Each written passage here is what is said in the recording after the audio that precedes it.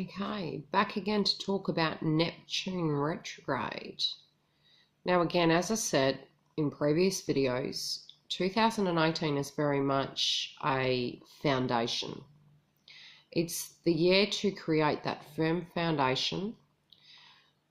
Think of it as we have already experienced the aspect of clearing away. Now we're emotionally feeling and sensing it in order to clear the clutter, recycle aspects of what is useful, what's not, and reapplying it to create a firmer foundation upon which we want to build upon. Now, Neptune goes retrograde from June 18th through to November 25th. Now, this is very much generational. It can be the aspects where you're feeling, again, the black sheep of the family, the outcast, where you're original. You may gain like revelations or go into an aspect of avoidance during this time. You're going to really need to meditate during this aspect to keep grounded and to deal with the emotions in these areas. So much of us will already be dealing with this, so to speak, especially since there's shadow periods either side. Now, it's going to help us come to terms with our spirituality, our belief systems, because even our value systems are directly connected to an aspect of being spiritual. So any new ideas or understandings of your own sense of spiritual core, your value systems, and even feeling confused about, whether they're relevant right now, whether you've outgrown them. Now, when it does turn direct, there will be more clarity in this area, but it's deeply a time of meditation. Now, it can be divine love, compassion, delusions, illusions, connections, deceptions, mystery. It can be where you're longing, or you've got compassion, or you're trying to gain perfection or self-criticism. Sometimes it can come to a place where you may wish to escape situations or emotions that you may be feeling, and it can create a state of feeling conscious but unconscious, and questioning whether to surrender or suffer.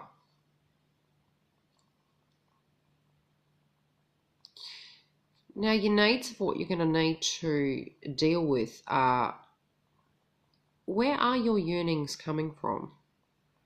What are you craving? Where are your connections? What is the other side of that situation? Where are your dreams? Where is your oneness? What do you need to do to come to that place? The external questions you might ask yourself is, what is reality? What is greater than I? Am I imagining situations? Is this situation a figment of my imagination? Is manifestation in theory a figment of our imagination?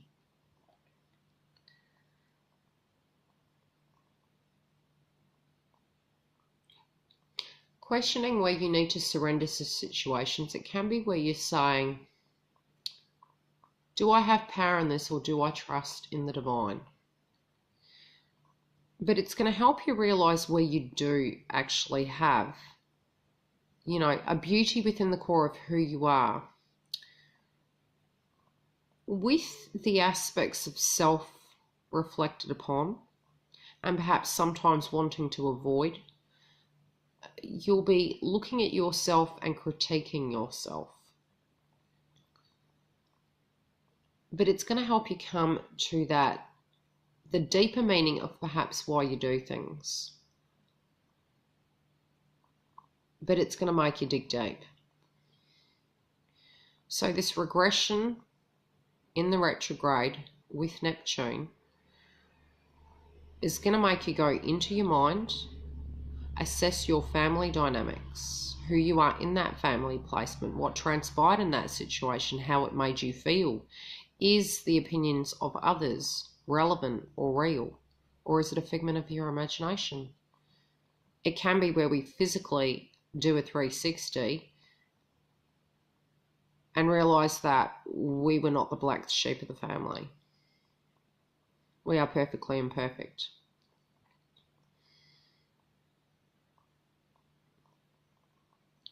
It can be a time when you look at the situation and realise that that aspect has actually directly blocked you from having forward motion, and it's hindered every aspect of forward motion and progress. It's a bit like a block, one would say. The blocks that are there are going to be shown to you. So the retrograde is going to help you have a better understanding of yourself. And a lot of times in many years gone by, many of us have spent more time looking outside ourselves and less time looking inside ourselves. So it's almost like, yes, in a mirroring effect, like attracts like. So you may actually have some epiphanies connected to, gee, although I may have manifested this intentionally or unintentionally, my mind and the way my belief system was connected to my kin and my childhood has directly impacted the way I spiritually move forward and have faith in myself.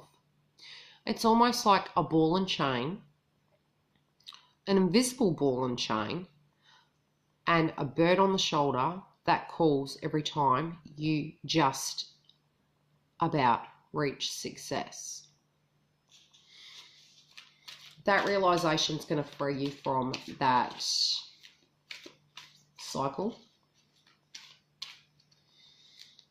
It is a healthy, well invested energy.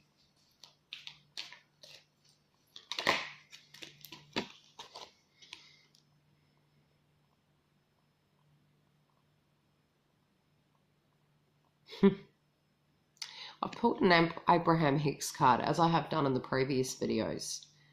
That which is like onto itself is drawn.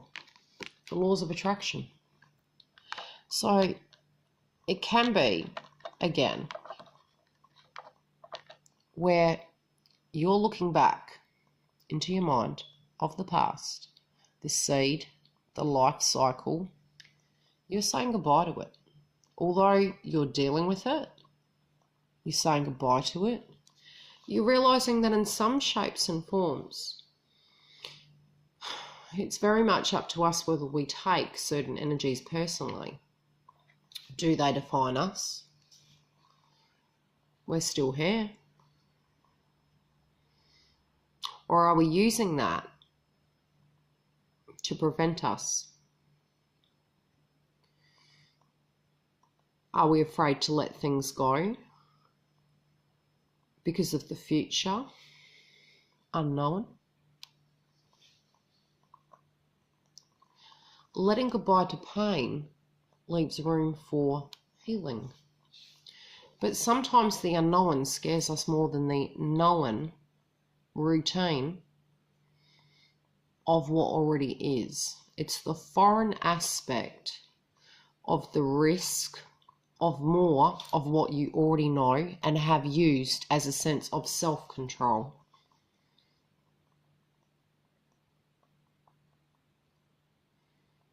But you're going to have epiphanies connected to it. You're going to look at it and you're going to go, wow, why did I do that? Food for thought.